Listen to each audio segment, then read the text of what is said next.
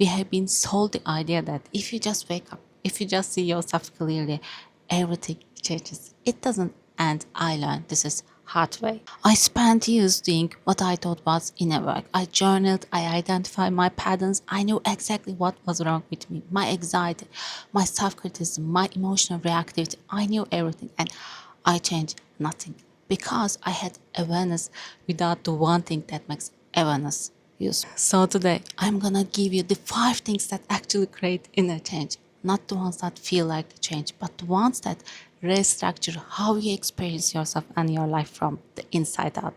Let's go. The contact problem. Thinking about your life is not the same as living it. Most people believe they are deeply connected to themselves. They are not. They confuse thinking with contact. You know the feeling. Your head is constantly full. You are replaying conversation, planning tomorrow, analyzing what just happened, narrating your own experience in real time. And because your mind is working this hard, it feels like you are engaged with your life. You are not. Sorry. You are just commenting on it from a distance. Think about this way. Imagine I'm holding a glass of water. I can think about water. I can describe its properties, its temperature, whether it's mineral or still. I can have a whole internal monologue about water, but that thinking has nothing to do with actually drinking it. That's what most of us are doing with our lives. We are narrating the glass instead of drinking from it. The psychologists who study mindfulness make this distinction very carefully. Experience and thinking about experience are two completely separate things, and in the modern world, we have almost entirely replaced the first with the second. The result, we are exhausted not because life is too full, but because we are living almost entirely in our heads. The most tiring place to live. Here's exactly how to shift this right now. Wherever you are, feel 3 points of physical contact. Your feet on the floor, your back against whatever you are sitting on, your hands resting somewhere. Don't describe them, just feel them. When you catch yourself narrating your experience, this is stressful. I am so behind. Why did I say that? Pause. What am I actually sensing right now in this moment? Once a day. Do one ordinary thing. Drink coffee, wash your hands, walk to your car without any agenda attached to it. Not to be healthy, not to reset, just do it. This is reclaiming contact with your own life. Now you have got the contact problem handled. But if you stop there, if you just start noticing more, you are going to run into something nobody wants you about. 2. The awareness trap. Seeing yourself clearly can make things worse. If you are missing this one thing, here's what I wish someone had taught me years ago. The human brain has a built-in negativity bias. This is not a character flaw.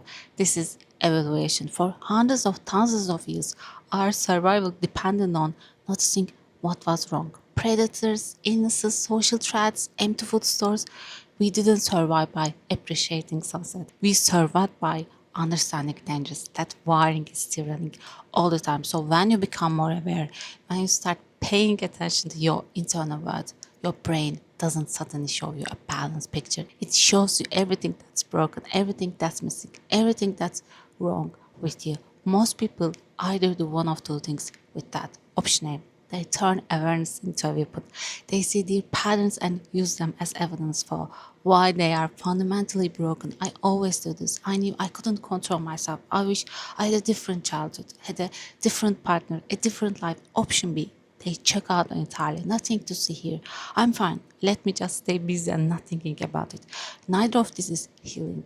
One is self-punishment dressed up as insight. The other is avoidance dressed up as positivity. The third option, the one almost no one takes, is what we can call conscious awareness. Not just seeing, but how you see. Think of it like this.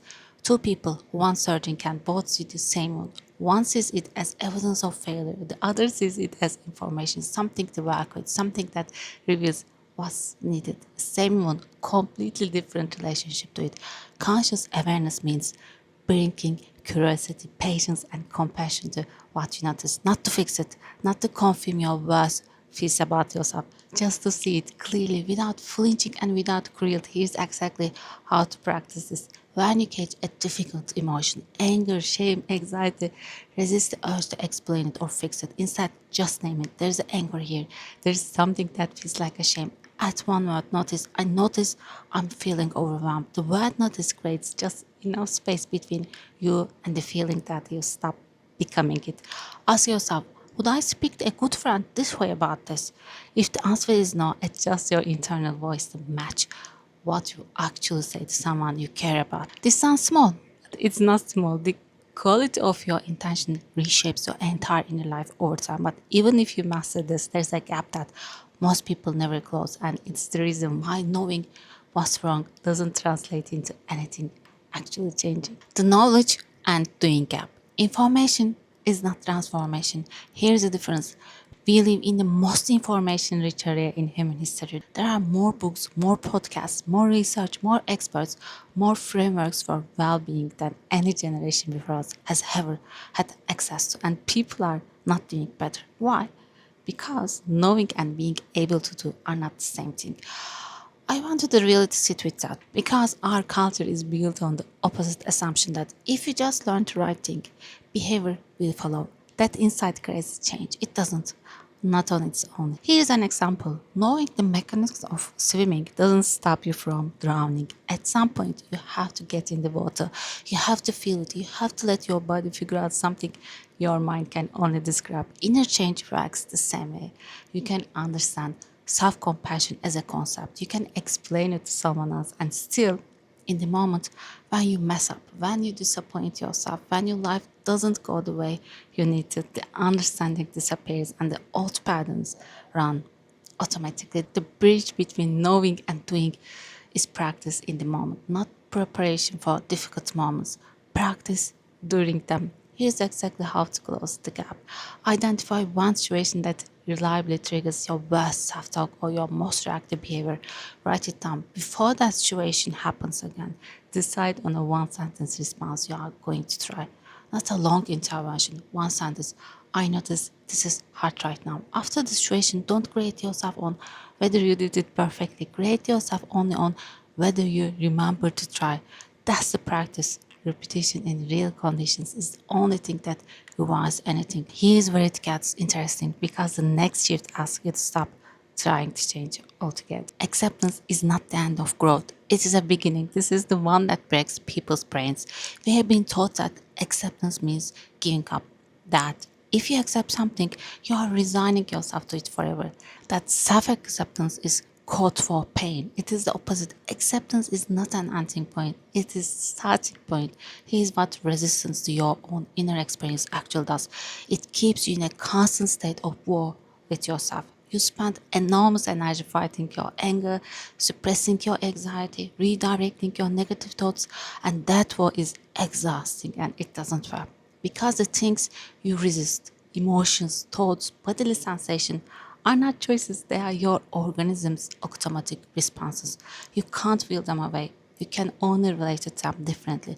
What acceptance actually means, not the greeting card for it, but the real one is this.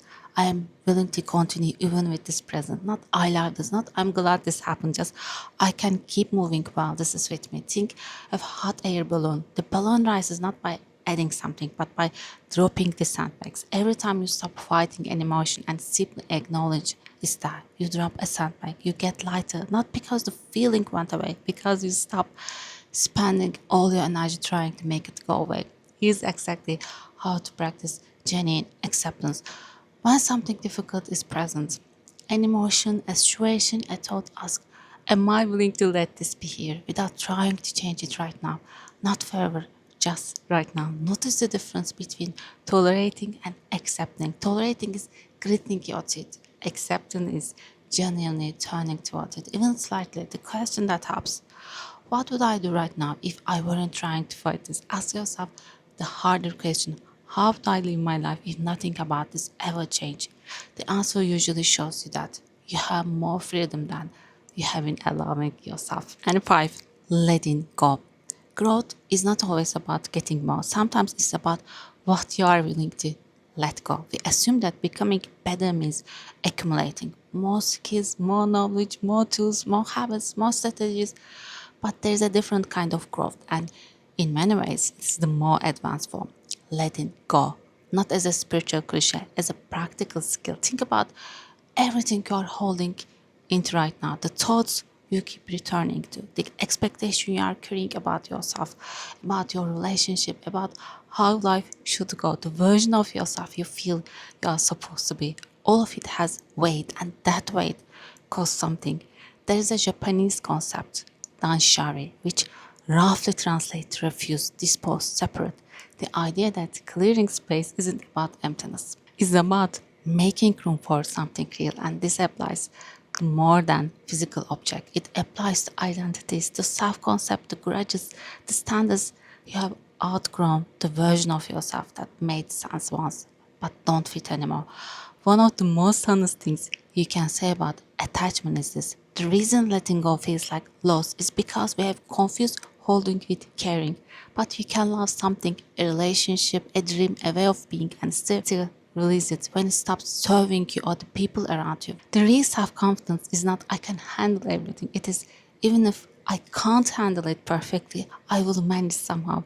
That quiet steadiness that I will figure it out. That's freedom. Here's exactly how to start practicing letting go. This week, identify one thing you are holding into emotionally, mentally, physically that's costing you more energy than it's giving back. Don't force a release. Just ask, what would it feel like to know I would be okay without this? Let the question sit. Practice in small things first. A thought you keep returning to, an expectation about how a conversation should have gone. Each small release a rehearsal for the bigger ones. I know what some of you are thinking right now. This sounds nice, but my life is genuinely difficult. I don't have the luxury of being present and accepting when I have real problems. A job I had, a relationship that's falling apart, a mind that won't stop. I hear that. I have said some version of that to myself many times. Here's what I want you to hear in return. This framework is not asking you to pretend your problems aren't real. It's not spiritual bypassing. It's not toxic positivity. It is asking you a different question than the one you have been trying to answer. You have been asking, how do I fix this? This asks, how do I be with this and still move? This person who can feel the anger without becoming it. The person who can sit inside uncertainty without collapsing. The person who can be in a hard season of life and still be present, still be kind, still be functional. That person is not someone who found a way to avoid difficulty. That person learned how to have different relationship with difficulty. That's the whole project. That's everything about letting go. Here's the thread running through all five of this. The opposite of disconnection is not happiness. It is contact. Contact with what you are feeling. Contact with what's actually happening. Contact with the version of yourself that exists right now, not the one you will be when everything is finally fixed. You don't have to wait until you have healed to start living. The living is the healing itself. If you want to start applying this today, take one thing from this video, just one, and try it. And if you want to go deeper on the relationship between emotional regulation and actual behavior change, not the theory, the practice, watch my next video. Thank you for listening. I love you.